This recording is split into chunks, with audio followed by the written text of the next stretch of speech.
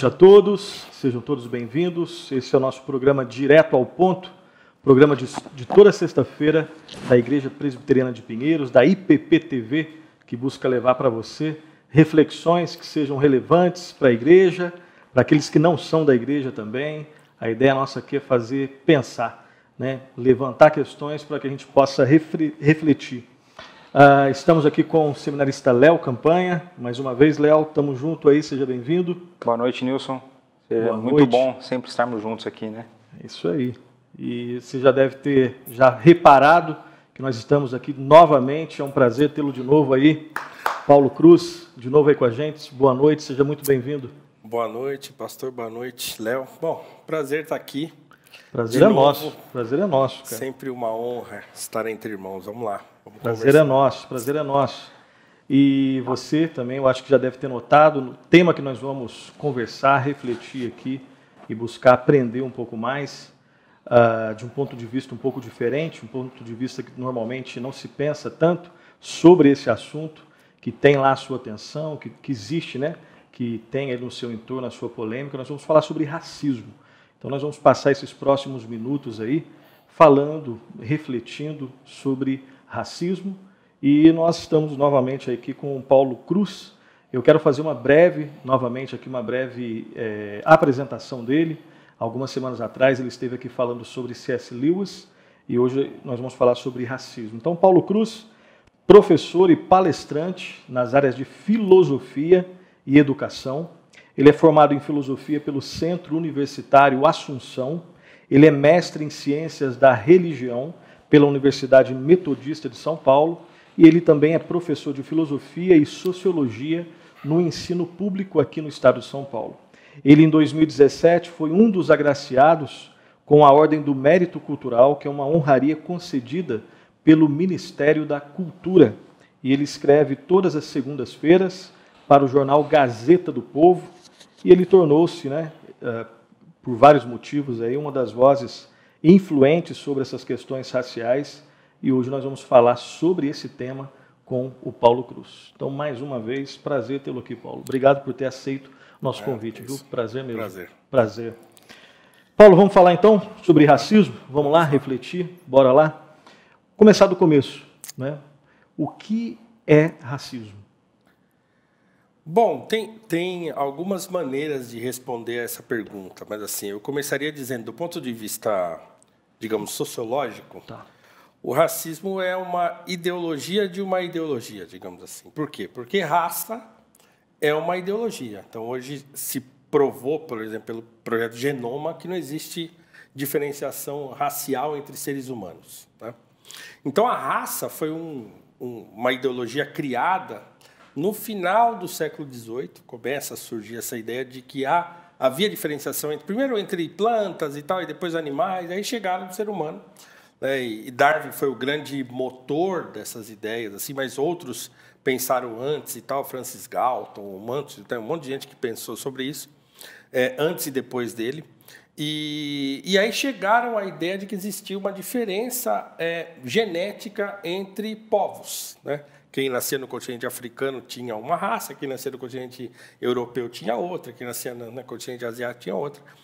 E aí essa ideologia, e é uma ideologia por quê? Porque isso não se provava, né? Era tudo especulação. Uma hipótese. Eram hipóteses, e no fim serviu a um propósito, digamos, político. Então, quer dizer, é uma ideologia porque levou a uma ação política e social na estrutura das sociedades. Então, quer dizer, surgido o conceito de raça, em seguida veio o conceito de racismo, né?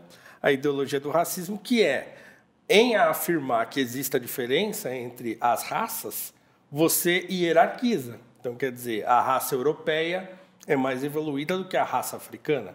Então, você subjuga a raça africana por ser, por exemplo, inferior.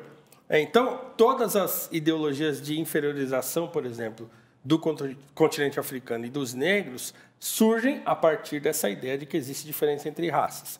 E aí, bom, surge todo e qualquer tipo de insinuações e de teorias para legitimar isso aí, né?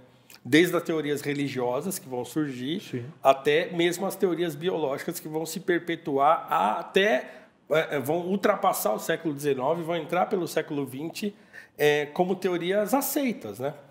Então é curioso, porque, por exemplo, aqui no Brasil, nós temos um escritor, por exemplo, jesuíta, chamado Jorge Benci, que publicou um livro no século XVIII, que ele orientava como os senhores tinham de tratar os seus escravos. Porque ele dizia que era muita violência, então ele queria... Normatizar o negócio. Ele queria... ao mesmo tempo que ele queria normalizar a escravidão, ele queria dizer que, mas você não pode tratar com tanta violência assim e tal, não sei o quê. Por outro lado, e é um livro absurdamente racista nesse sentido, porque ele diz, por exemplo, que o escravo é dado a licenciosidade, é preguiçoso e tal. Então, assim, você tem que ser enérgico com ele de vez em quando, mas não, peraí, também não precisa... Pero no mútuo. Pero no mútuo, né? Então, quer dizer... e ele se baseia, por exemplo, naquela ideia, naquela deturpação bíblica da maldição de Canaã, né, que foi um dos textos que serviram para sustentar a inferiorização do continente africano. Por quê? Porque quando Noé amaldiçoa Canaã, né, por meio de Cam, e aí depois se diz que Canaã é aquele que vai para o continente africano e a descendência de Canaã é que forma o povo africano. Então, isso aí vai servir de argumento, inclusive, para religiosos. Não é uma posição, digamos assim, oficial da Igreja Católica, por exemplo, mas muitos padres vão usar isso, né? Apesar da Igreja Católica ter se posicionado várias vezes contra a escravidão. Por exemplo, o Inácio de Loyola, que é o fundador da Companhia de Jesus, né, dos jesuítas, ele era terminantemente contra a escravidão. No entanto, aqui no Brasil, a Companhia de Jesus era a maior proprietária de escravos do país, né? Então, quer dizer, uma coisa que o Inácio de Loyola estava dizendo lá na Europa, chegava aqui no Brasil, o sujeito nem... Era ressignificado. Ninguém nem dava então, como diria aquele meme atual, enfim, a hipocrisia. Exatamente, enfim, a hipocrisia. Então, é isso. Então, é uma ideologia que diz, primeiro, que existe diferença entre os povos, ou entre as raças, de acordo com a sua localização geográfica, né, digamos assim, no globo terrestre, e que, a partir dessa diferenciação, se constrói uma hierarquização dessas raças, né? Hoje, só para fazer uma ressalva, hoje o conceito de racismo está ressignificado. Então, é um conceito mais, digamos assim, sociológico ou socioeconômico, né? Então, o racismo está intrinsecamente ou quase intrinsecamente ligado a, por exemplo, injustiça social. Porque o negro é o inferior, por quê? Porque porque ele ainda hoje é o mais pobre. Então se justifica a ideia do racismo por meio desses argumentos que são socioeconômicos. Então não se fala mais em racismo biológico, isso que eu falo, mas se fala em racismo social, por exemplo. Então, quer dizer, se perpetua o racismo com essa marginalização da população negra que acontece no Brasil. Então, de uma certa forma, a gente pode falar que é uma espécie de um construto social. Sim. Né? Sim. E que, uma vez que você trouxe aqui essa questão de uma ideologização, criado uma ideologia que não tinha provas, né? Aí, uma vez que ele não consegue provar, ele vai passando com o tempo, tentando criar outros argumentos para sustentar a ideia. Exatamente. E a gente vê isso acontecendo em diversas ideologias no nosso tempo, né? Então, tenta provar geneticamente, não tem como. Então, o cara vai e cria um outro argumento, até que a história vai ao longo do tempo mostrando que aquele argumento não é válido, e aí vai tentando construir para sustentar uma ideia. Mais ou menos isso que acontece. Sim, geralmente é isso. Então, quer dizer, não tem digamos assim, comprovação científica, mas a gente arruma uma comprovação religiosa, uma comprovação... Porque o ser humano é criativo, né? A gente quer dizer...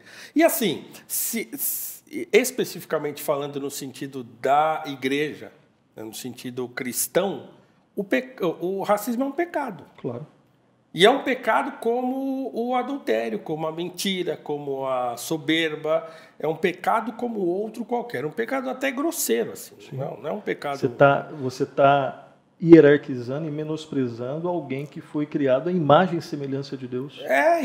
Aliás, você está se sentindo superior ao mundo. Exato. Orgulho. Orgulho. Né? Quando a gente sabe que Deus criou todo mundo igual e que todos pecaram e carecem do perdão e da glória de Deus. A gente estava até conversando essa semana passada, dando aula para os professores do departamento infantil, E eu abordei essa questão racial. E eu falei, olha, se nós ensinarmos às nossas crianças que Deus criou um ser, uma raça, o ser humano, uma raça. A gente tem mudança de variação de cor? Tem, ok. Mas se nós ensinarmos corretamente que não existe distinção, as nossas crianças serão melhores do que a nossa geração e elas poderão sim tirar sarro, mas não por achar superior do que a outra, mas sim por achar diferente. Porque a criança tem aquela maldade que o cara que é mais gordinho é sempre o zoado, né? E aí vai entrando todas as características daquele que é diferente e ela entra. Eu acho que então, isso também tem a ver aí com desde a base, né? A gente ensinando os conceitos daqueles que Deus nos deu, né? De igualdade, é de fato um pecado e que precisa ser tratado na vida da igreja, né? Sim. E Paulo, como que é a tua relação? Como que surgiu essa questão do racismo na sua vida, de falar sobre o racismo? Como esse assunto ganhou espaço na sua agenda? Porque nós já, né? A última vez que você esteve aqui, C.S. Lewis, o cara que você gosta e é isso que você levou lá para a dissertação de mestrado. Pois né? então quer dizer, eu não tenho, digamos, uma trajetória, né? O racismo não é o meu assunto principal, digamos assim, né? Eu não fiz do racismo a minha carreira, certo. Né? A minha carreira de estudos e tal. O que acontece é o seguinte, bom, eu fui um jovem bastante ligado a isso. Então, na minha juventude, eu cheguei àquela revolta, àquela indignação. A polícia me parava toda hora, eu era muito parado pela polícia. Curiosamente, assim, claro, eu saía muito à noite, então você está de madrugada na rua, você está sujeito. Né? Você, um monte de molecada na rua, de madrugada, está sujeito a ser parado pela polícia. Então, eu era muito parado pela polícia. Mas eu também era parado pela polícia durante o dia, no carro, estava indo trabalhar e tal. A polícia me parava muitas vezes. Circunstâncias completamente diferentes. Em circunstâncias completamente diferentes, mas assim, sempre aquela ideia do suspeito. Sim, né? sim. No dia, e é curioso, porque o dia que eu comecei a trabalhar e usar a gravata, por exemplo, eu trabalhei muito tempo não de terno, mas de camisa, gravata e calça social. Nunca mais me pararam. Por quê? Porque tem o estereótipo é um conjunto de coisas que a cor é um componente. Mas tem outras, tem a roupa que você veste. Então, eu escrevi um artigo, inclusive, na Gazeta semana passada, que eu tratei daqueles 2 casos de discriminação que aconteceram aqui no interior de São Paulo e lá no Rio, e eu tento fazer uma distinção entre essas coisas, do estereótipo ou do racismo propriamente dito. Bom, então, num determinado momento da minha vida, depois que passou, eu li um monte de coisa, fiquei revoltado e tal. Eu lembro de ter lido 2 livros que me fizeram ficar com raiva dos brancos. Foi a autobiografia do Malcolm X e o livro Raízes, do Alex Haley, que depois virou série, né? Uma série famosa na década de 80, que os jovens não sabem. Você é jovem? Não sabe o que é. Foi a década que eu nasci. Mas agora ela foi refilmada recentemente, acho que no History Channel, se eu não me engano, a história do Kunta Kinte. Mas o livro é muito impactante, assim, porque o Alex Haley ele refaz a trajetória da sua família desde do antepassado africano, que seria uma tataravó dele, até o Kunta Kinte é o parente dele que vai escravizado para a América, e aí lá ele vai contando a história do Kunta Kinte. O livro termina com o nascimento do próprio Alex Haley, que é o autor. O autor do livro. É fantasioso, isso não é real. Ele pesquisou muito, foi para a África, morou lá um tempo e tal. Mas, assim, grande parte daquilo é ficcional. Mas o livro é muito impactante, né? Bom, mas depois eu segui minha vida e, assim, o assunto ficou pacificado. Assim que pararam de me atormentar, eu também parei de pensar no assunto e, para mim, estava tudo bem. Até que, tanto é que aí eu fui seguir uma carreira na área de tecnologia, trabalhei 20 anos com isso e tal. E aí, quando eu decidi estudar filosofia, isso não estava na minha cabeça. Tanto é que eu fiz a minha monografia na filosofia foi em Eric Voegelin, que é um filósofo... Eric Voegelin? Foi. Pô. Que é um filósofo teuto-americano. Então, quer dizer, nada a ver com esse assunto, nada. Né? E aí eu fui fazer mestrado em C.S. Lewis, então também nada a ver. Então, eu fiz mestrado recentemente. Então, eu me formei em 2015. Tem pouco tempo. E fiz filosofia de 2009 a 2011. Então, quer dizer... Mas, em 2015, esse assunto atravessou a minha vida de novo, quando eu vi um vídeo daqueles alunos desses coletivos negros que invadem uma aula de economia na USP, para discutir cota. Queremos discutir cota. E aí saiu uma gritaria, um aluno filma, saiu uma discussão e tal. Quando eu vi aquilo, e aquilo aconteceu em 2015, eu fiquei olhando e falei, mas peraí, o que está acontecendo? Né? Que porta é essa que abriram? E que maneira que encontrar de discutir um tema sensível como o racismo, assim, por meio dessa gritaria, dessa confusão, isso não vai dar certo. E aí eu fiz um post no Facebook, um post criticando aquilo. Né? Uma coisa simples a princípio. Não, um post no Facebook. Um post no Facebook. E eu usei uma frase que eu falei, a liberdade é um direito radical. Então, inclusive, a liberdade te dá a possibilidade de você ser preterido, inclusive. Né? E aí um amigo, que é o Bruno Garchagen, ele leu o meu post e falou, por que a gente não grava um podcast? Ele comandava o podcast do Instituto Mises Brasil na época. Falou, vamos bater um papo sobre isso. Eu falei, cara, eu não tenho o que falar sobre esse assunto. Eu só quis reclamar lá no Facebook, tá tudo certo. Falei, não, você tem sim, tem. Vamos gravar que você vai ver que você tem. E aí esse podcast deu uma viralizada, assim, bombou. E aí o pessoal, todo mundo ficou interessado em saber. E aí, na sequência, o Alexandre Borges, que eu não conhecia, que hoje é um grande amigo, e ele já era amigo do Bruno, ele perguntou, quem que é esse cara aí que fez o podcast com você e tal? Eu quero trazer ele para o Rio para fazer aqui comigo o Fashion Monday, que era um evento que ele organizava toda segunda-feira lá no Fashion Mall, no shopping no Rio de Janeiro, na Livraria Cultura. E aí fui para lá, para o Rio, dei uma palestra sobre isso lá, e aí pronto. E aí esse assunto me capturou. E infelizmente o C.S. Lewis ficou de lado, né? Mas você gosta mais de C.S. Lewis? Mas o assunto racismo é um assunto chato, entendeu? Não é um assunto desgastante. Então envolve muita confusão. E ainda porque eu escolhi uma maneira de discutir o assunto que não é a maneira corrente, digamos assim, né? Da maioria. A hegemônica, né? Sim. Então assim, eu comprei uma briga, né? Eu comprei briga, na verdade. Então, quer dizer, até agora julgo que muita gente já entendeu, mas eu ainda sofro. Então, quer dizer, recentemente eu fui convidado para ir ao Roda Viva, ser um dos entrevistadores de um dos maiores expoentes na atualidade desse assunto no Brasil, que é o professor Silvio Almeida, que tem um livro chamado Racismo Estrutural, cuja tese eu discordo. Então, eu fui convidado para ser um dos entrevistadores pela Vera Magalhães, lá, né, que hoje é a âncora do programa. E assim, fui xingado de tudo quanto é nome, né? Porque ousei fazer perguntas que não era só levantar a bola para o sujeito cortar, né? Então, eu ainda sou xingado, assim, por um ousou fazer perguntas que precisa raciocinar para responder. Então é assim, é o que eu falei para ele lá no programa. Eu falei, o teu livro, assim, ele é muito bom, mas você precisa concordar com a tese antes de pegar o livro para ler.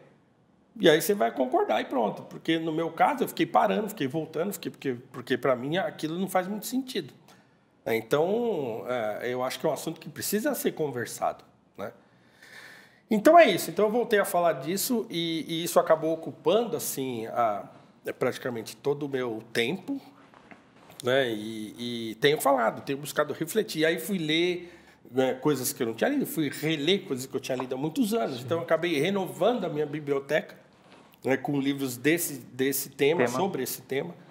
Então foi isso. Então estou mergulhado nesse assunto assim desde 2015. Paulo, o discurso racial, as discussões que existem em torno do discurso racial, elas obviamente têm influências ideológicas, filosóficas por detrás. Quais seriam uma, duas ou três possíveis distorções, ou distorções mesmo que você nota que existem nesse entorno do discurso racial? Você acabou de citar um termo técnico aí, né, que é racismo estrutural. O que é isso? O racismo estrutural seria uma dessas distorções que, de repente assim, estragam um pouco ou distorcem um pouco o discurso racial? Bom, por que eu resolvi voltar a falar sobre esse assunto? Porque, na minha visão, assim, como alguém que cria assim, veja, eu sou um homem negro, filho de pais negros, né? Meu pai e minha mãe são negros, a minha esposa é negra, Eu sempre namorei com mulheres negras, assim, por uma questão de gosto e de afinidade. Então, sempre namorei com mulheres negras. Sempre tive orgulho de ser negro. Eu nunca tive aquele problema, assim, porque, olha, ser negro é ruim, não sei o quê. Mesmo porque na minha família, a gente sempre teve muito orgulho disso. Minha família sempre foi muito unida, né? A minha família estendida, tios, tias, primos e primas, a gente sempre foi muito unido. Assunto que nunca foi problema. Isso nunca foi problema para mim. Nunca tive, assim, dúvida em relação a isso. Mesmo porque eu fui criado numa família que sempre teve orgulho também. Então, eu estou numa família de 4 homens, irmãos, né? Um faleceu, ainda tem outros 2, o Adilson e o Mário. O Carlos, infelizmente, faleceu. Mas eu nasci 10 anos depois do Adilson, que era o último. Então, quando eu tinha 10 anos, o Adilson tinha 20, né? O Mário tinha 22 por aí. Tá? Então, eles têm uma diferença de 1 ou 2 anos entre eles, e eu tenho 10 anos de diferença. Então, quando eu era criança, eles já eram jovens adultos. E eles já tinham muito esse negócio de consciência de ser negro e tal, e gostavam, e ouviam muita música negra e tal. Eu conto bastante isso num podcast que eu tenho com o Silveira. Eu não sei quem conhece o Silveira, não sei se você que nos assiste aí conhece. O Silveira é um grande produtor musical. Ele é líder de uma banda chamada FLG, que é um grupo gospel. Sim. Né, de música voltada para música black music e tal. E o Silveira é um grande produtor e a gente tem um podcast chamado Óculos Escuros, em que a gente fala de cultura, de música, para fugir do debate político. Falei para ele, Silveira, vamos criar um podcast, vamos falar de outro assunto. De arte. Vamos falar de arte, vamos falar de cultura. Então tá lá nas plataformas de podcast. No primeiro episódio, que a gente chama de Memórias Musicais, que é sobre a nossa trajetória com a música, como é que a música chegou pra gente, o que a gente ouvia na infância e tal, eu conto bem essa história, assim, de como eu fui influenciado na infância. Então, quer dizer, eu nunca tive problema com isso, né? Então, para mim, e sempre achei muito bom ser negro, sempre andei muito. Teve uma época, por exemplo, da minha vida, que nós tínhamos uma turma, sei lá, de 15 pessoas, todos negros. E a gente ia para bailes, ia para os lugares e tal, e sempre foi muito bom.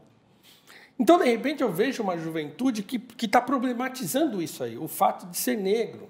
Falei, peraí, mas o que está acontecendo?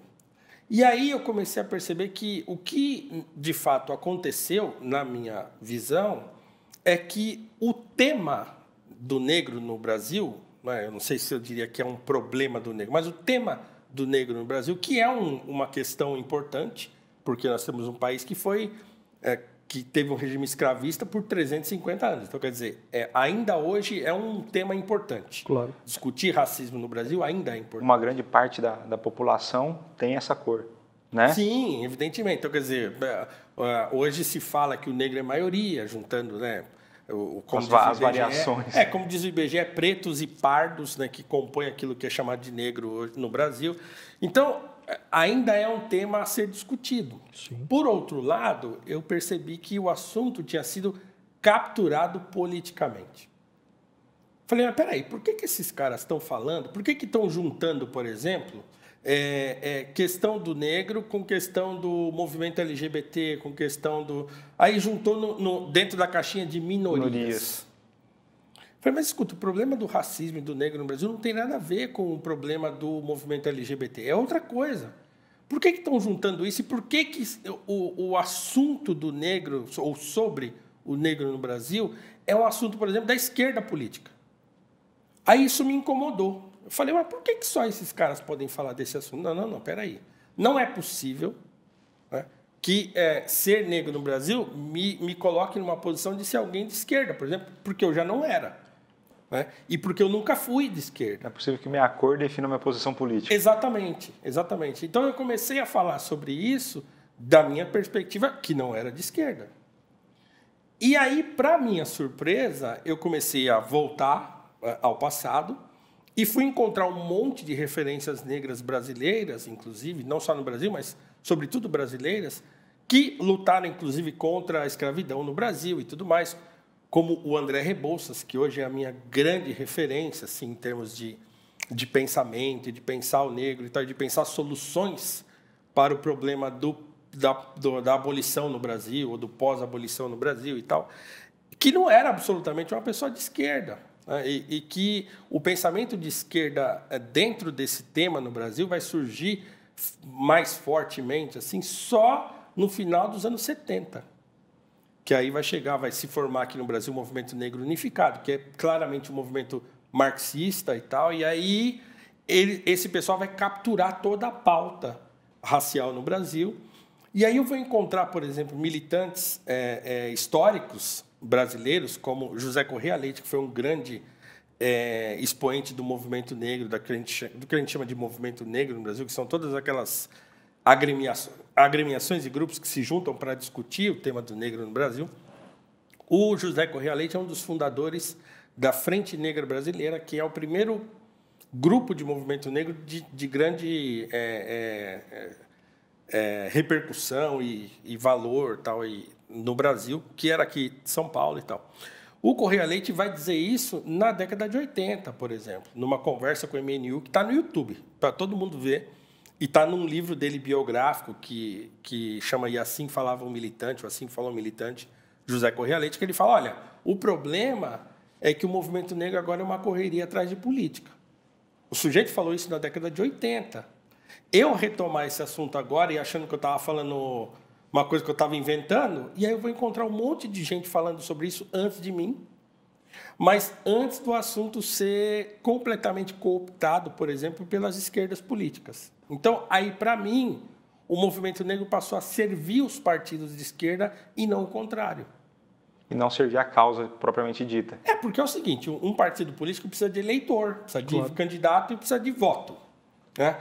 Então, isso não significa necessariamente, né, defender as causas que eu digo que eu defendo.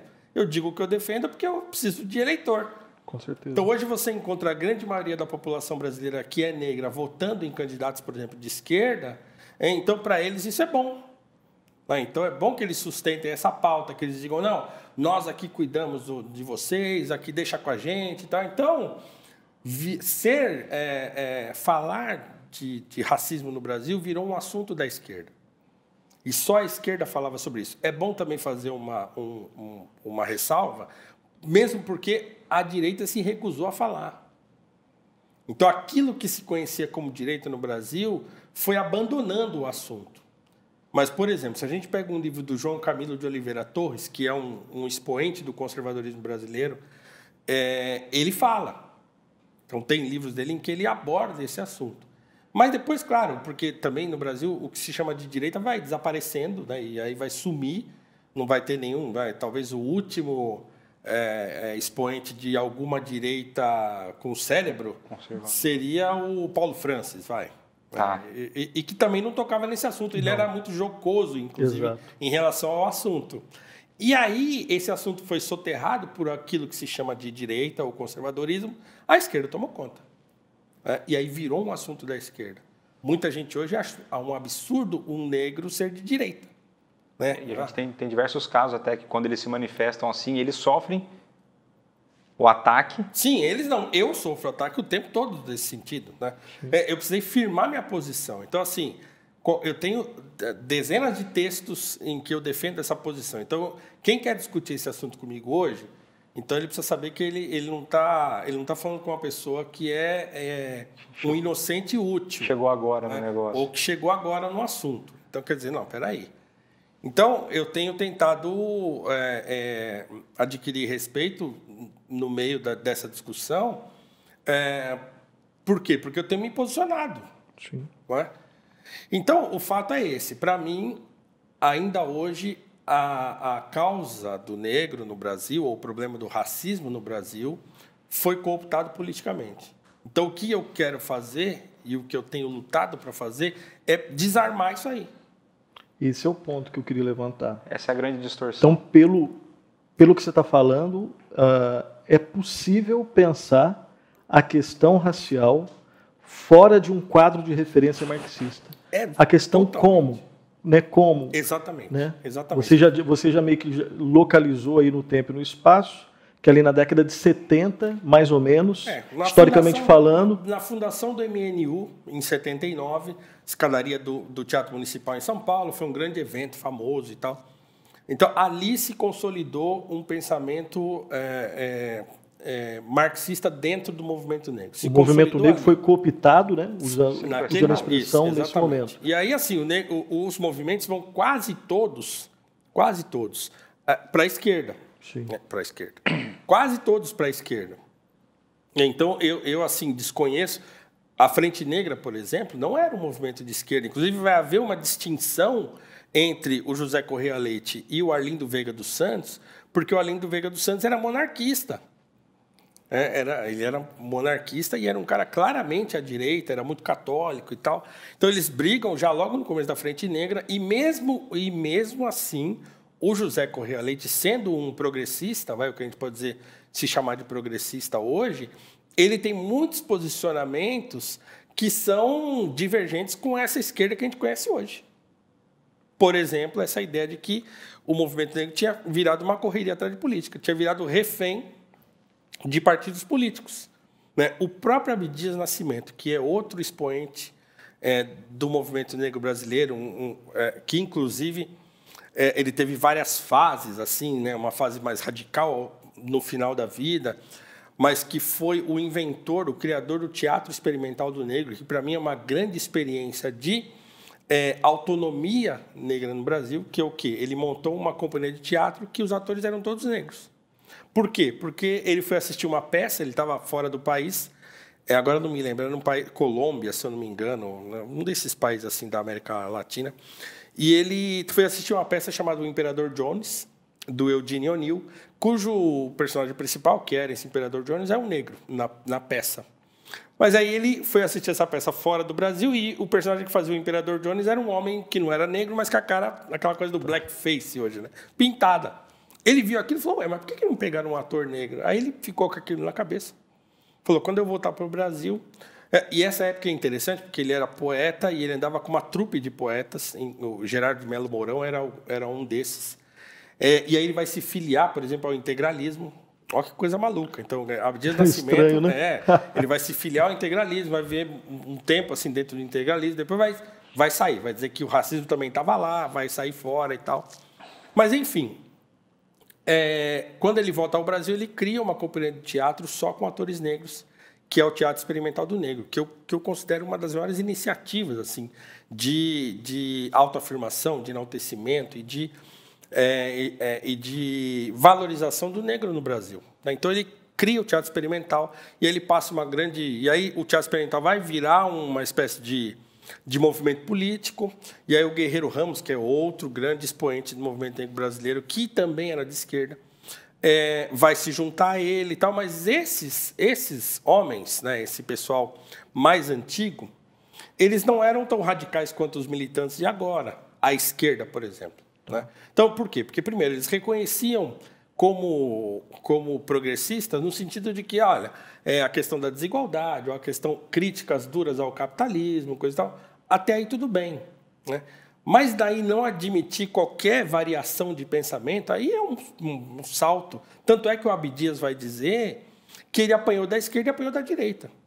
O Guerreiro Ramos, por exemplo, ele criticou o marxismo mais radical e foi também demonizado pelos militantes mais radicais. O problema é que esses grandes expoentes foram morrendo. O próprio Milton Santos, que também era um homem de esquerda, mas um homem que dialogava e tal, essas pessoas vão morrendo. E aí aquela alta intelectualidade negra vai morrendo, vai sobrando só aquele pessoal mais militante mesmo. Né? Então, quer dizer, como tudo vai declinando, vai decaindo... O nível do debate O nível do debate vai decaindo. Então, quer dizer, o que sobra hoje é só a bandeira, é só a gritaria, só a interdição do debate. Então, o meu esforço como eu falei, é desarmar esse negócio. Não, peraí, eu não preciso ser de esquerda para defender a causa do negro. Inclusive, eu acho que essa bandeira é ruim. Então, eu estou tentando abrir um outro flanco, né? Estou dizendo, não, é possível caminhar por aqui também. E você não está abrindo esse novo flanco partindo de algo que nasce ineditamente em você. Exatamente. Você está buscando historicamente personagens que na história brasileira, provavelmente desde o final do período colonial, período ali, o período imperial, período republicano, Sim. Personagens que foram fundamentais até hoje, e você está buscando resgatar o pensamento. É isso mesmo? Exatamente. Eu não estou inaugurando nada. O que eu estou fazendo é o seguinte, mostrando, lá atrás tinha gente... eu estou ressuscitando o debate. Dizendo, não, peraí. Vocês tornaram o debate numa coisa só, mas eu não sou obrigado a ir por aí. Então, quer dizer, por exemplo... Monopólio de pensamento, né? Então é uma hegemonia mesmo. Então, o Rebouças, por exemplo, ele era um liberal de fato, um liberal que leu os autores liberais e que, nas propostas dele para o pós-abolição, são propostas liberais, pautadas em Adam Smith, pautadas em... Está falando liberalismo econômico. Econômico, exatamente. Pautadas em Bastiat, autores liberais que ele leu e que ele cita nas suas obras, no seu diário, ele cita na sua obra sobre o que ele chama de democracia rural, que era um projeto do pós-abolição que ele montou e que ele tinha o aval, por exemplo, da família imperial para tentar emplacar e implantar esse projeto e tal. A Avenida Rebouças é em homenagem a ele. A Avenida Rebouças é em homenagem a ele. Eles são muito conhecidos no sul do Brasil por causa daquela estrada de ferro Curitiba-Paranaguá, se não estou enganado, que ele projetou com o irmão. E o irmão foi o realizador. E aí eles são muito conhecidos. Lá no sul tem cidade com o nome de Rebouças, tem bairro, tem rua. Então, eles são muito conhecidos. Eles foram grandes engenheiros. E o Rebouças, ele era um gênio, assim. Ele era engenheiro, mas ele era poeta, ele escrevia muito bem, ele era botânico, ele era matemático. De exatas, humanas e biológicas. Ele era assim, um negócio impressionante. Assim, né? É um negócio interessante, né, que boa parte da população de São Paulo passa por essa rua e a gente sempre brinca que a memória do brasileiro é curta. A gente não tem ideia de quem foi. Sim. Eu não tinha, né? Até ouvi uma entrevista sua, até começar, aí eu falei assim, então teve esse cara, né? Agora, só fazer um gancho Tem mais aqui. uma, hein? Teodoro Sampaio. Teodoro Sampaio. Que é paralela ou perpendicular, mas é ali naquela região. Isso. É uma paralela que é aquela que vai lá para a Vila Madalena. Então, os instrumentos. Ó. Isso. A Teodoro Sampaio é uma rua que o Teodoro Sampaio foi outro engenheiro, aliás, um outro engenheiro negro, e que foi fundador da Politécnica, da Poli da USP. Um dos fundadores da Poli, um engenheiro negro importantíssimo para a engenharia nacional, e que também está... Ninguém nem sabe. Caiu no esquecimento. Para falar em Teodoro Sampaio, pensa na Rua dos Instrumentos aqui de São Paulo. Fazendo um gancho aí no teu discurso aí, tem uma hora que você fala desse declínio, né? A gente conversou isso já com o C.S. Lewis, né? O declínio da intelectualidade brasileira, né? Com isso cai o declínio, tem um declínio da discussão, do debate. E aí o seguinte, cara, muitas vezes você não quer debater, você quer simplesmente conversar com uma pessoa que pensa diferente. Né? A gente normalmente sofre desse problema que eles normalmente não querem conversar com a gente, né? Só conversar. E uma coisa que sempre surge, né? Eu sou quase transparente, né? É a tal da história da dívida histórica. O que é esse negócio? O que você pensa a respeito desse assunto da dívida histórica? Porque mais hora menos hora, esse termo, essa expressão surge. Como que você pode contextualizar para a gente o significado disso e o seu pensamento a respeito? Bom, vejam, a ideia de dívida histórica surge de um desconhecimento da história ou de uma ideologização do processo histórico. Então, quer dizer... Uma manipulação.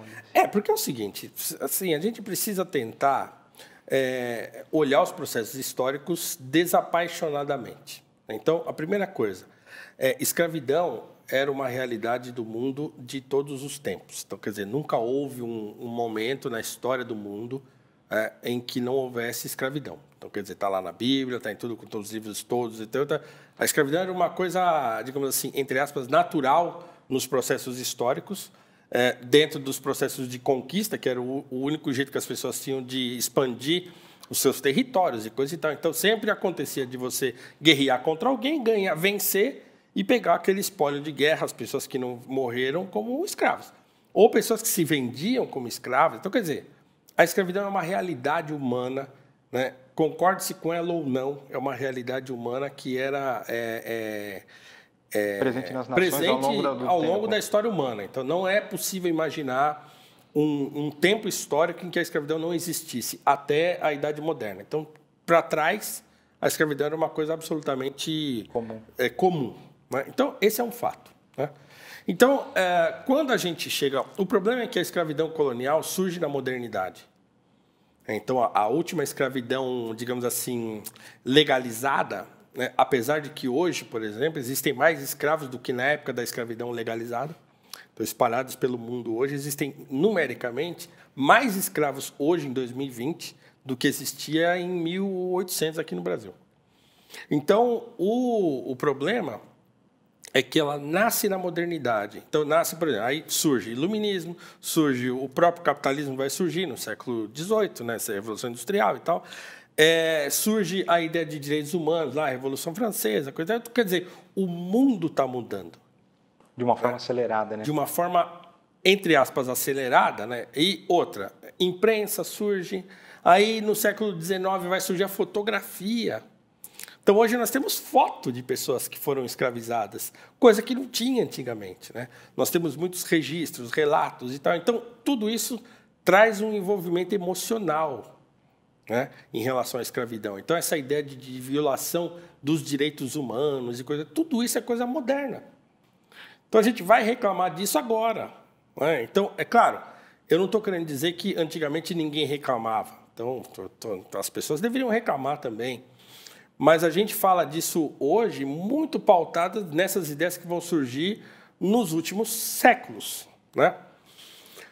Então, quer dizer, aí surge essa ideia de dívida histórica, por quê? Porque nós estamos vivendo um processo histórico do fim de uma dessas escravidões que aconteceram na história, né? E, digamos assim, da erradicação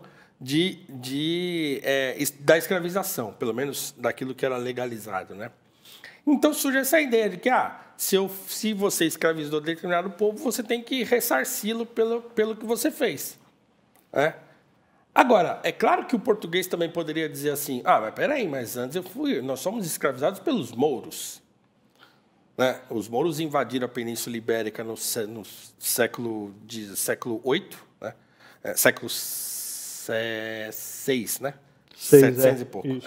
Século VI, eles invadiram a Península Ibérica e dominaram a Península Ibérica por 700 anos. Eles foram sair de lá no século XIII. E escravizaram os portugueses e miscigenaram com os portugueses e tal. 7 séculos. Mas, assim, 700 anos, 700 anos. Foram numericamente um negócio... 700 anos, o dobro do que durou a escravidão colonial.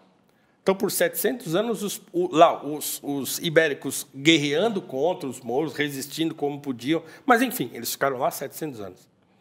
Então, quer dizer, o português também poderia requerer uma dívida histórica. Algum tipo de ressarcimento. E aí outro povo ia poder requerer, e aí outro povo poderia requerer.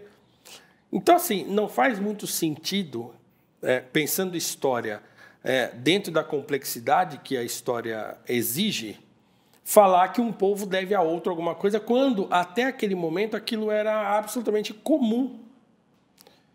Agora, eu não estou dizendo, por exemplo, que o processo de abolição brasileiro e do que se seguiu da abolição brasileira não tenha prejudicado os escravos libertos ou os negros de maneira geral no Brasil. Óbvio que prejudicou. Por quê? Porque, é claro, foi o último país a abolir a escravidão e também a abolição acontece num momento de tensão política muito forte, que era os republicanos estavam forçando a barra para derrubar a monarquia, e a monarquia estava nesse impasse, e aí acontece a abolição num período dessa guerra política entre republicanos e monarquistas. O que vai acontecer? A monarquia cai um ano e pouco depois, e o golpe militar, né, cívico-militar da República, acaba por soterrar todo aquele ideal do pós-abolição que existia no Império. Então, é óbvio que a população, um contingente gigantesco da população negra vai para as periferias, vai ficar marginalizado, e assim permanece até hoje. Então, desse ponto de vista, existe um problema. E aí, tem um problema. Por quê? Porque o que poderia ser feito lá atrás não foi. Então, se falar assim, mas tem que ressarcir de algum modo. Mas de que modo hoje a gente vai ressarcir? Não tem como calcular isso. Como que existe o problema, existe. Que existe um problema, por exemplo, de marginalização do negro no Brasil. Existe um problema. A pobreza no Brasil tem cor.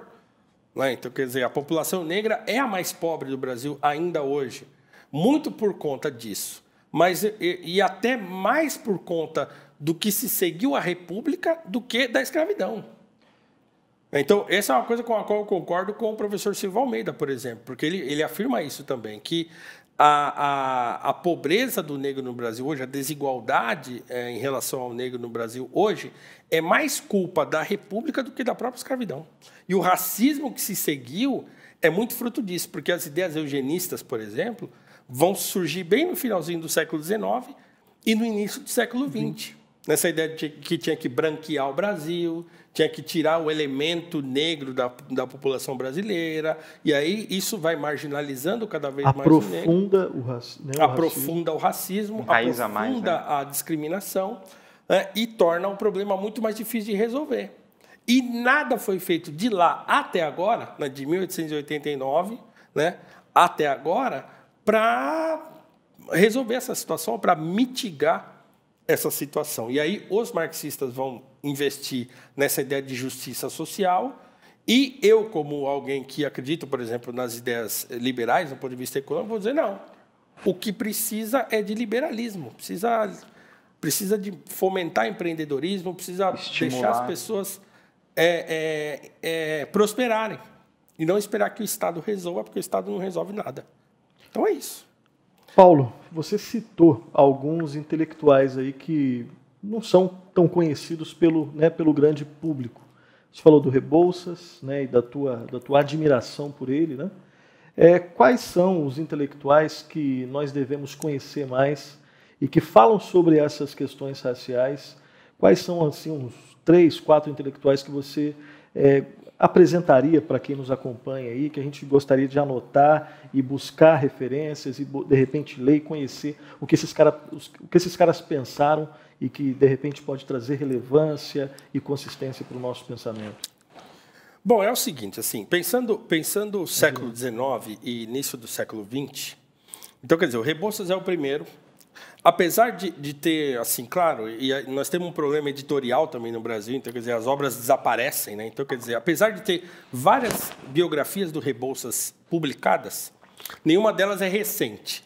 Tem um livro chamado Flores, Votos e Balas, da Ângela Alonso, que é um livro sobre a abolição, em que é o primeiro livro sobre a abolição que dá um destaque especial ao André Rebouças e ao papel muito relevante que ele teve no processo de abolição brasileiro.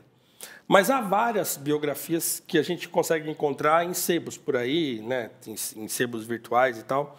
Então, procura por biografia do Rebouças, né? Tem o diário, os diários dele são muito importantes, mas também esgotado. Eu mesmo demorei anos para conseguir, paguei uma fortuna no meu exemplar. Garimpando e consegui comprar e tal, mas assim, é da esperança de que um dia sejam reeditados, ou a obra dele sobre democracia rural, sobre a reforma agrária que ele propunha no pós-abolição. Essa obra parece que vai ser reeditada, inclusive. Eu já ouvi aí dizer que estão procurando reeditá-la. Então, Rebouças é um. Uma coisa que eu considero importante, assim, para esse debate, é mostrar que, assim, apesar dos pesares, apesar da escravidão, apesar do racismo, apesar de tudo, o negro nunca deixou de ser relevante na sociedade brasileira. Então, por exemplo, o que eu fiz? Uma das primeiras coisas que eu fiz foi, quando eu comecei a discutir esse assunto, foi mandar fazer camisetas com personagens negros importantes da história brasileira. Então, quem conhece, quem acompanha meu trabalho, vira e mexe vê que eu estou com camisetas com personagens negros. Por exemplo, o próprio Rebouças, o José do Patrocínio, o Francisco de Paula Brito, que é o primeiro editor brasileiro, né, o que empregou o Machado de Assis aos 15 anos de idade e que ajudou o Machado, e que publicou os primeiros livros do Machado de Assis, o Tobias Barreto, o Teodoro Sampaio, o médico e psiquiatra brasileiro muito conhecido, não só no Brasil, mas fora do país, recebeu condecoração na Alemanha, foi para o Japão, recebido lá pelo imperador japonês, que é o Juliano Moreira. Então, eu tento resgatar essas figuras importantes da história brasileira e que são negros, para dizer, o negro não faz medicina. Fez. Mas é a minoria. Então, peraí. Então, a minha intenção, porque agora também tem essa, quando você apresenta essas personagens, as pessoas querem interditar você dizendo, mas isso aí é exceção. Eu não quero saber se é exceção. O que eu quero é que essas pessoas sirvam de referência. Porque, para mim... serve de estímulo, né? Porque, para mim, muito do racismo brasileiro ou da discriminação ou do preconceito contra o negro no Brasil, ele está pautado na nossa imaginação moral. A imaginação moral do brasileiro normalizou o negro em determinados lugares, digamos assim, subalternos. Eu tento separar isso do racismo propriamente dito. Faço isso em outros, né, em artigos meus e tal. Mas para mostrar que, claro, o Brasil é um país difícil para quem é pobre de maneira geral. E se os negros são os mais pobres, eles vão sofrer mais, né? Então, eu tento mostrar que, assim, que buscando referências, a gente consegue criar uma consciência, e eu digo o que eu vou chamar de consciência racial, né, que é um termo vago, porque não existe raça, né? Mas eu acho que ainda é importante, dentro do debate, o negro ainda se ver como capaz. Ele olhar para si próprio e falar, não, eu não sou um cara que sou sempre marginalizado, que nunca vou conseguir. Não, muito pelo contrário. Não só você, como muita gente conseguiu, antes de você, construir um caminho para que você hoje conseguisse também. Não necessariamente por conta da ação do governo, mas porque você não é menos inteligente que qualquer outra pessoa. E porque elas ajudaram a conquistar direitos, por exemplo, no passado. Exatamente, exatamente. Então, assim, a intenção ao mostrar essas figuras é que é possível conseguir, com todos os problemas que a gente tem e que a gente carrega. E que confiar isso ao governo é sempre arriscar ficar refém do governo, como sempre aconteceu no Brasil. Terceirizar, nesse sentido, nunca é uma boa, né? Assumir a responsabilidade é um negócio importante, né? Acho que o senso de comunidade, para mim, é muito melhor do que depositar a solução no governo. Porque eu acho que o governo ele é parte do problema e não parte da solução. E porque quando a gente olha para isso, né, a gente vê essa questão de o tomar posse aqui no sentido de senso de comunidade que você colocou, né, e não uma luta entre nós. É conquistar o espaço por conquistar o espaço, né, não como uma guerra, né? Sim, e veja, eu não estou tentando diminuir o problema. Sim. Porque o problema é sério, é grave. Ele existe, né? Ele existe. O racismo existe no Brasil, essa coisa da desigualdade existe também, tudo isso existe. Não é negar o problema. É só tentar construir uma solução que não passe por aquele que sempre nos marginalizou, que é o próprio Estado. Então, quer dizer, não. O Estado, o que eu disse eu disse quando participei do Flow Podcast, que é um podcast conhecido aqui, né, a nível nacional e tal. E eu disse lá no Flow, tira a mão do meu dinheiro. Então, para mim, é muito mais importante que o governo pare de usurpar aquele pouco dinheiro que os mais pobres ganham no Brasil e permita que eles consigam, por eles mesmos, criar maneiras de prosperar. Então, prosperando economicamente, essa coisa da desigualdade dá uma equilibrada, a discriminação também dá uma ajeitada, porque você começa a ver mais negros em outros lugares que não só limpando o chão, só não sei o quê, só como alguém subalterno. Da qualidade de autoafirmação, né, que você comenta sempre. Você cria um senso de autoafirmação, você cria um senso no jovem negro, na criança negra, que ele começa a ver negros em outros lugares, em outros espaços. Então, tudo isso culturalmente vai se equacionando, né? Então, a gente precisa derrubar tudo, a gente não precisa pensar que o problema está na estrutura, por exemplo, mas a gente pode pensar o racismo brasileiro fazendo essas distinções. O problema é que esse tipo de radicalização que acontece e esse tipo de imposição ideológica que, por exemplo, o marxismo oferece, ele sempre vai oferecer como solução a destruição daquilo que é o problema. Isso, para mim, é arriscado. Então, assim, se a sociedade capitalista é o problema, tá bom, vamos destruir, vamos colocar o quê no lugar? O quê? Qual é a sua proposta? É o regime igual tem em Cuba? Eu não quero, né? Então, isso para mim é um problema. Então, eu prefiro discutir um pouco mais. Ô Paulo, estamos pegando aqui, infelizmente, né? Conversa com você sempre passa rápido, né? É bom conversar com gente boa porque o negócio rende, né? E então a gente olha assim, ó, desde o começo a gente tem falado a mesma coisa. Deus criou uma só raça, né? A gente varia de tons aqui, né? O problema do racismo ele existe, ele é real. E eu não sei você, mas eu entendo que muitas vezes a melhor forma da gente achar soluções melhores é debatendo cada vez mais, né? Quem pode e quem deve falar de racismo, então? Pensando nisso, para a gente pensar como resolver esse problema, já que ele existe, né? Eu acredito que ele tem solução. Então, quem deve falar desse assunto? O branco pode falar desse assunto? Bom, primeiro, eu acredito que não tem solução, porque nós somos seres humanos. E o ser humano ele vai sempre arrumar um jeito de complicar as coisas. Então, quer dizer, nós não temos solução. O ser humano não tem solução a não ser em Cristo Jesus. Pronto. Então, quer dizer, a única solução para o racismo é Cristo. Então, do ponto de vista da nossa relação aqui no mundo, social e tal, não tem solução. Sempre vai haver gente racista no mundo. Então, pensar numa época, num momento em que não haverá mais ninguém racista e tal, é utópico. Por quê? Porque também os mentirosos não vão acabar, os adúlteros não vão acabar, os assassinos não vão acabar. Então, quer dizer, o pecado vai continuar no mundo. E se o racismo é um pecado, o racismo também vai continuar. Mas tem que então, dar uma balanceada. Então, assim, as coisas já melhoraram muito.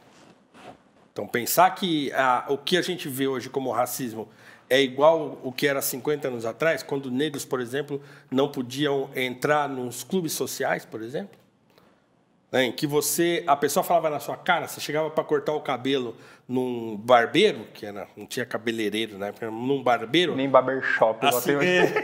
Há 50 anos atrás, você chegava para cortar o cabelo num local, ele falava, não, aqui a gente não corta cabelo de preto, não. Na sua cara. Sem nenhum constrangimento. Sem nenhum constrangimento. Né? Ou então, você vai comprar um título do Corinthians, por exemplo, há 50 anos atrás, e ele fala, mas não tem. Dava lá uma desculpa, mas todo mundo sabia que negro não entrava. O famoso migué. Dava um migué. Não comprava. Tanto é que o Aristocrata Clube, que foi um clube muito famoso, existe ainda hoje, mas, claro, não mais como foi antigamente, mas o Aristocrata foi um clube criado por uma elite negra aqui de São Paulo. Porque, já que a gente não consegue entrar no clube dessas pessoas, vamos criar o nosso.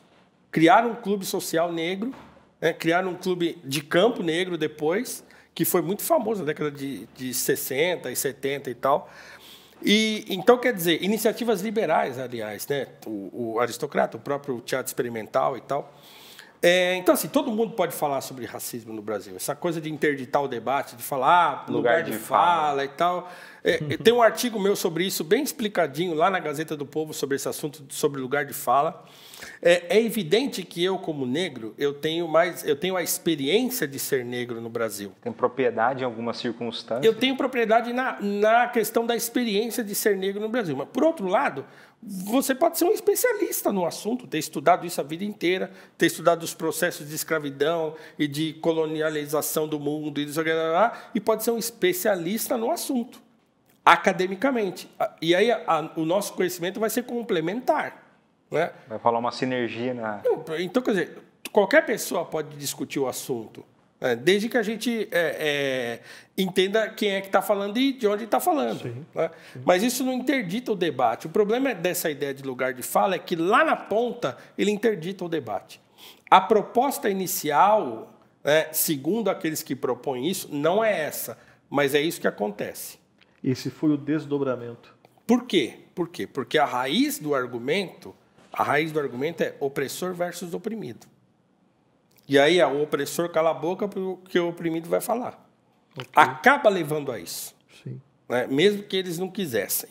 É mais um desdobramento de uma ideologia que tem, na prática, um desdobramento diferente daquilo que eles queriam na teoria. Né? Então, quer dizer, sempre vai interditar o debate. Por quê? Porque lá na raiz da proposta está lá, o germe da interdição do debate está lá.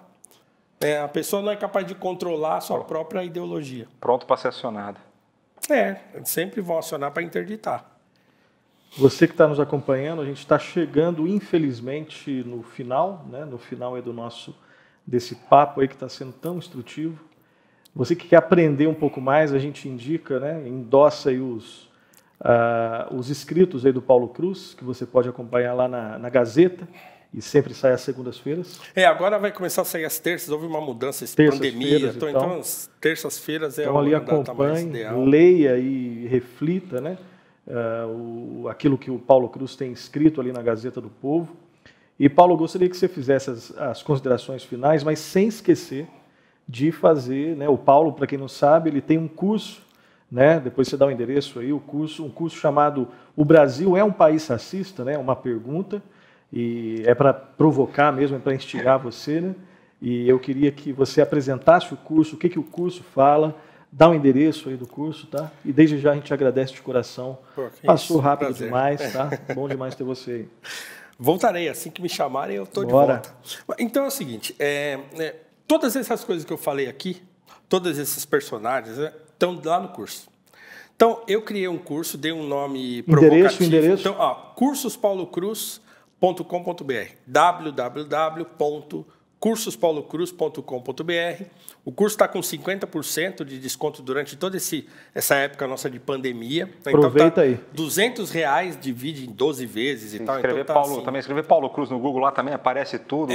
Aparece. Então, assim, cursospaulocruz.com.br. Então, eu criei esse curso, na verdade, porque, assim, eu quis, obviamente, como eu falei, abrir um outro flanco de discussão. Então, o curso não é um curso polêmico. Eu não faço afirmações lá polêmicas. É claro, eu analiso algumas coisas, eu tento fazer um apanhado histórico da escravidão no Brasil, do processo de abolição. Então, tem uma aula só que é a questão histórica da escravidão no Brasil e tal. Então, eu tento trazer uma discussão e apontar para um caminho que não seja o caminho do Estado, por exemplo. Então, eu tento dar um encaminhamento diferente para a discussão que não é essa que a gente conhece, né, e que está aí no nosso senso comum hoje. E o mais interessante, ao meu ver, é que as últimas 4 aulas envolvem personagens. Então, assim, a aula de número 4 é sobre... A única aula que eu falo sobre os Estados Unidos, porque eu trago uma discussão que é pouco conhecida no Brasil, que é uma discussão entre W.E.B. Du Bois, que é o primeiro negro americano a receber um título de doutor por Harvard, ainda no século XIX, e Booker T. Washington, que é um homem que nasceu escravo e se tornou diretor de uma grande universidade negra americana e tal. E eles estavam numa discussão no começo do século XX a respeito de como resolver o problema econômico e social do negro no pós-abolição. Então, é mais relevante essa discussão para nós, ao meu ver, do que Luther King e Malcolm X, que estão falando dos direitos civis, que é um problema bastante específico que acontecia lá nos Estados Unidos. Quinta aula é sobre André Rebouças, é a maior aula do curso. É uma aula assim, que eu tento esmiuçar bem a vida do Rebouças, que para mim é a minha maior referência, e tal, como eu já falei. A sexta aula é sobre Ernesto Carneiro Ribeiro, que é um professor negro brasileiro, baiano, e que foi só professor de Rui Barbosa, Clóvis Bevilacqua, Castro Alves.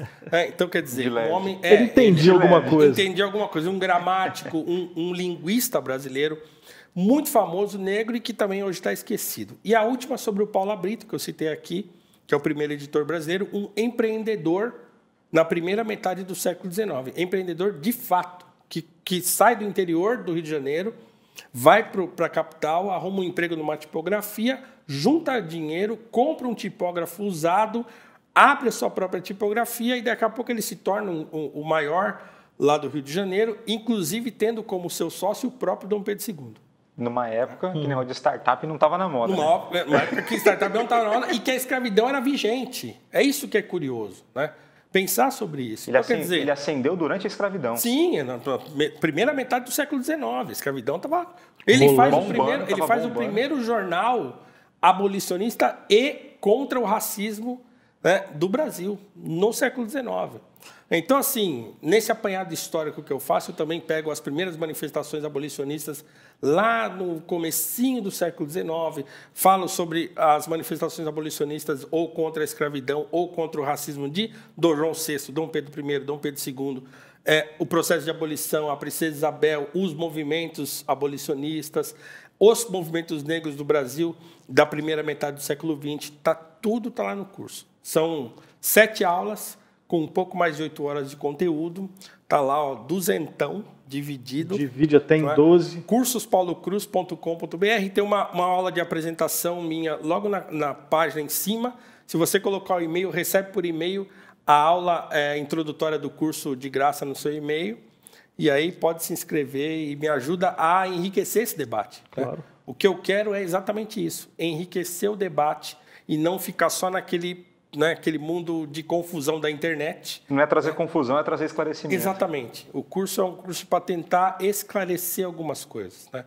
Tornar as coisas um pouco menos acaloradas do ponto de vista da discussão, mas tentar discutir um pouco sem paixão, tentando colocar a bola no chão e falar, não, vamos... Mais fatos. Com mais fatos, com mais histórias, com mais contemporização das contradições. Então, quer dizer, o Brasil é formado, como dizia o próprio Gilberto Freire, e eu falo isso no curso também, dentro de contradições. É um país contraditório mesmo. Sim, né? Sim. Em que você vai encontrar, por exemplo, eu sei que o nosso tempo está acabando, mas Henrique Dias, que era um homem negro que surge lá no século XVII ainda, né?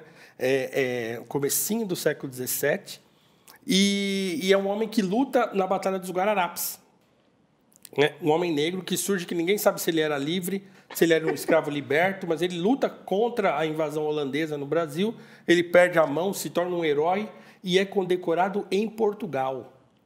Ele vai para Portugal 2 vezes, recebe condecoração da rainha, volta para o Brasil e dos pedidos que ele faz é que ele pudesse libertar o pelotão o pelotão dele é formado por escravos. Ele pede um pelotão de escravos, ele pede para libertar esses escravos, ele recebe isso, a ordem para que os escravos dele fossem libertos, e ele se torna governador desses ex-escravos. Tudo isso em 1700 e pouco. Então, quer dizer, o Brasil é descoberto no século XVI, no século seguinte já tem essa situação de um negro célebre, condecorado pela rainha portuguesa. Foi qualquer coisa não, foi para lá. Foi para lá 2 vezes. E não é igual hoje, que pega avião 10 horas, está lá. Exatamente. Então, veja, como é que a gente pode pensar a questão racial no Brasil diante de uma contradição como essa? Sim. Então, no curso, eu tento abrir um pouco a discussão nesse sentido. Assim, eu acho que vale a pena. Assim, eu tenho recebido muitos bons feedbacks. Assim, então, quer dizer, quem é negro sente mais orgulho de sê-lo, fala, pô, que legal, né? A história do negro no Brasil é um negócio glorioso, bonito de ver e tal. Não é só escravidão, não é só sofrimento, tem muita coisa boa. E quem não é negro fala, poxa, que interessante poder enxergar desse prisma. Né? Então é isso, eu espero que as pessoas que fizerem, que gostem. Eu tenho recebido bons feedbacks para professores, por exemplo. Então é ótimo para quem é professor, para levar esse assunto para a sala de aula. Ajudaria muito, né, a nossa nação isso aí, exatamente, né? Exatamente. Como alguém diria, didáticos não tem isso, você pode levar o assunto, né? Então Como alguém diria, o curso do Paulo Cruz não quer trazer calor, quer trazer luz ao debate. É isso aí.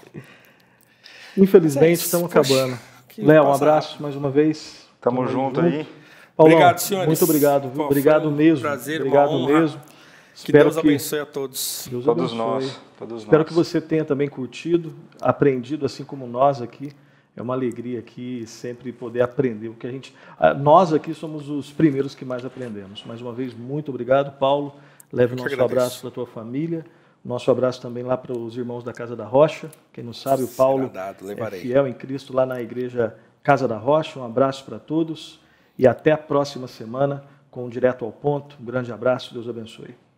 Tchau, tchau. Até.